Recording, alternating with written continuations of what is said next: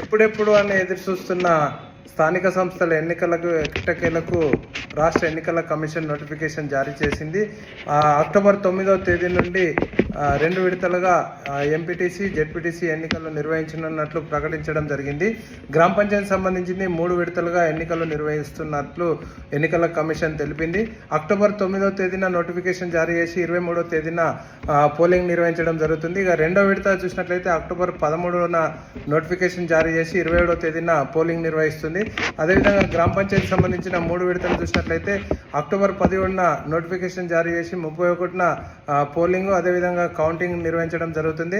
2వ విడత గ్రామ పంచాయతీ అక్టోబర్ 21న నోటిఫికేషన్ జారీ చేసి నవంబర్ 4వ తేదీన పోలింగ్ కౌంటింగ్ నిర్వహించడం జరుగుతుంది. 3వ విడత అక్టోబర్ 20వ తేదీన నోటిఫికేషన్ జారీ చేసి నవంబర్ 8వ తేదీన ఫలితాలు వెల్లడించడం జరుగుతుంది. ఇక ఎంపీటీసీ జెడ్పీటీసీ సంబంధించిన కౌంటింగ్ ప్రక్రియ నవంబర్ 11వ తేదీన కౌంటింగ్ నిర్వహించి ఫలితాలు ప్రకటించడం జరుగుతుంది. ఇది ఎన్నికల షెడ్యూల్ రాష్ట్ర ఎన్నికల కమిషన్ ప్రకటించింది.